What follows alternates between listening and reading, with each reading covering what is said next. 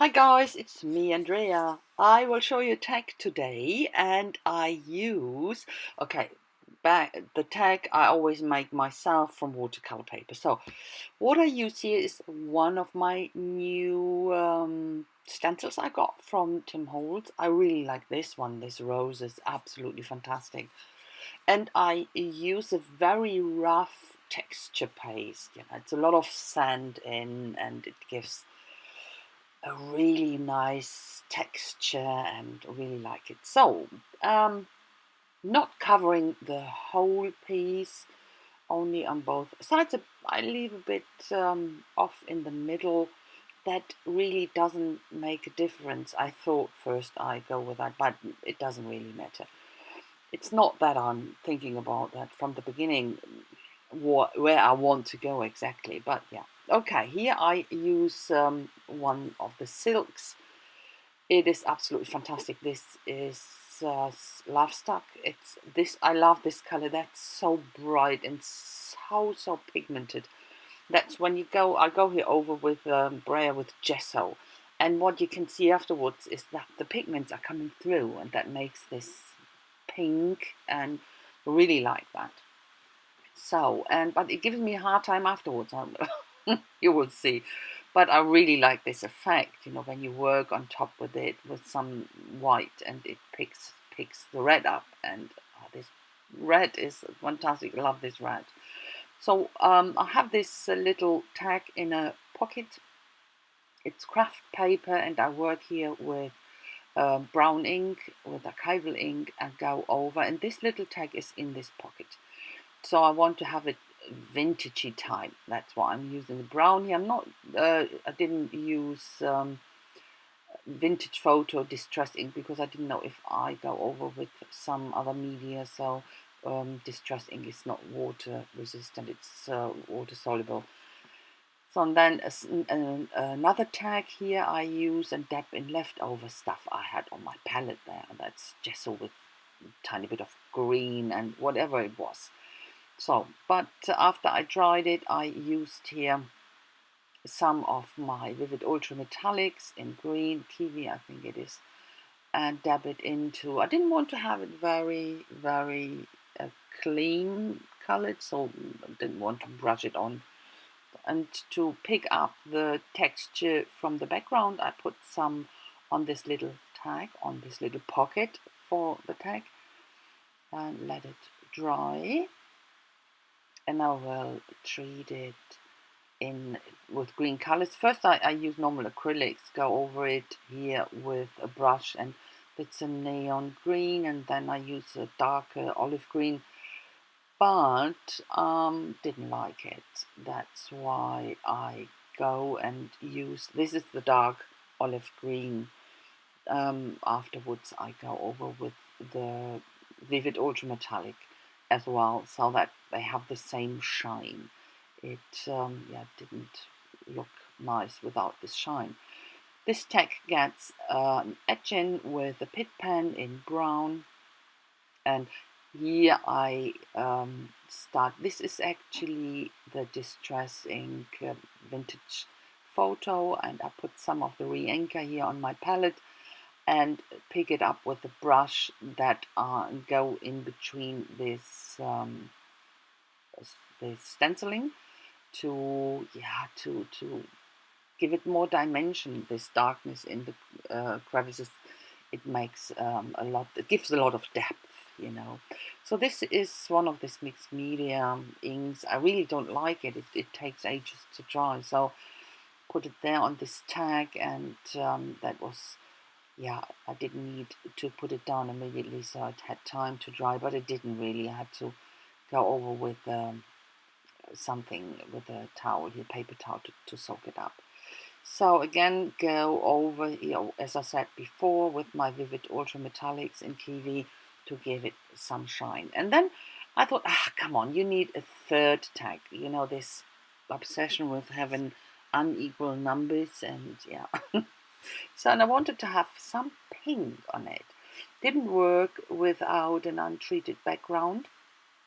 The pink didn't come out as the way I wanted it to. So I let that dry, and went around the edges already with black, and I was pretty impatient and tried to go on while it was still red. So I picked up some of the black, as you can see here. So go over, dry it first, and then I go in with gesso, because when you have when you want to have a color really pop, then put gesso on the surface first and then the paint, because this opera pink from Winsor Newton I use, it's pretty translucent and it needs something in the background to make it more stronger and the color more like the color is true, the true color comes out.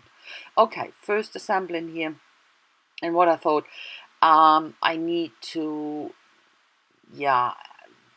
finish this, to pick up the green from the tags, and I want to bring that over the whole tag.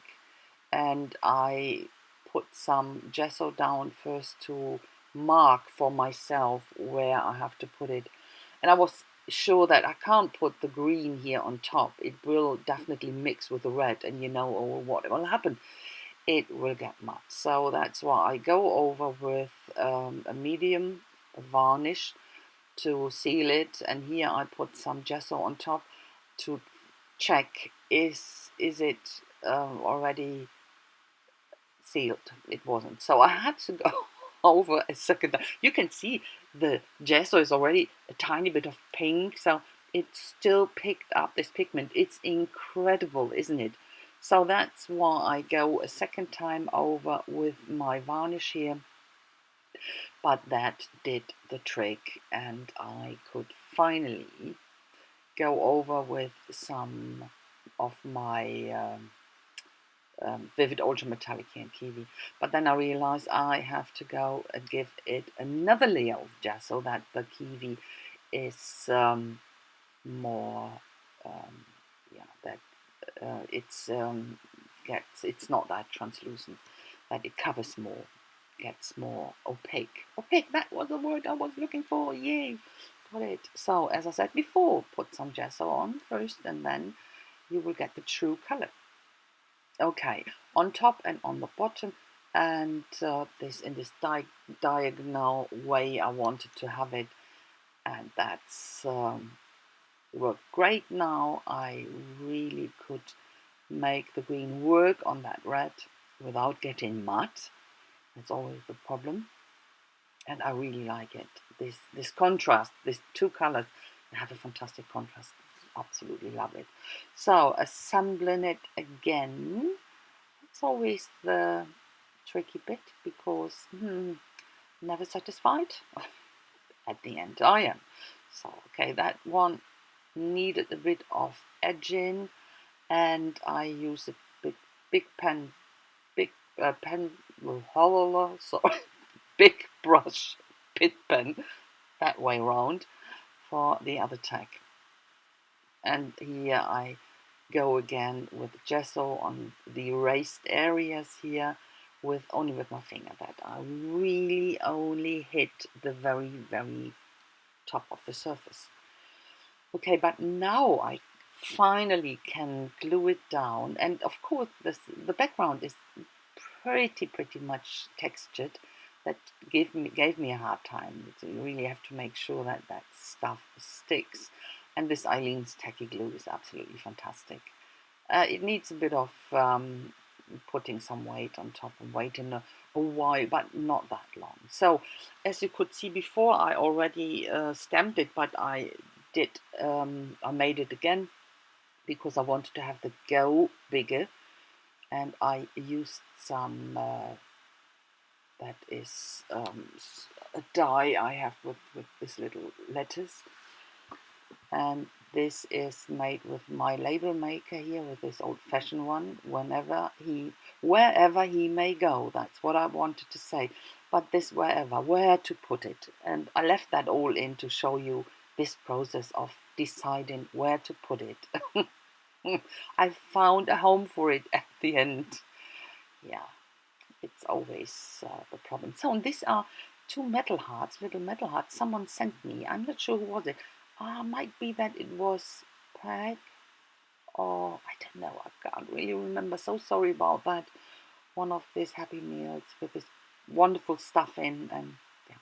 So give it a little hole now with an eyelet, and I use some of this this ribbons I got with some Happy Meals as well. Wasn't sure. I might be that it was Maggie Lockley from New Zealand. Not sure, but I might be, yeah. And I think it's perfect here, the green. I tried other stuff, but it didn't work to me, so it had to be green. Okay, and I think this fresh green is perfect, picks perfect up the other green here from the tag. Okay, so I go and give this a little edging with some black acrylic paint. Because of all the texture, the going around with a pen would have made any difference. Bit of going around sketchy edges here, but that's it, and you will see already a close up. So if you like it, please leave me a thumbs up. That would be so great, and even a comment if you have time enough, and I really would appreciate that. And I thank you a lot for watching, and I hope I will see you soon with my next project. I wish you a fantastic time, guys. See you soon, and some pictures are coming up. Bye bye.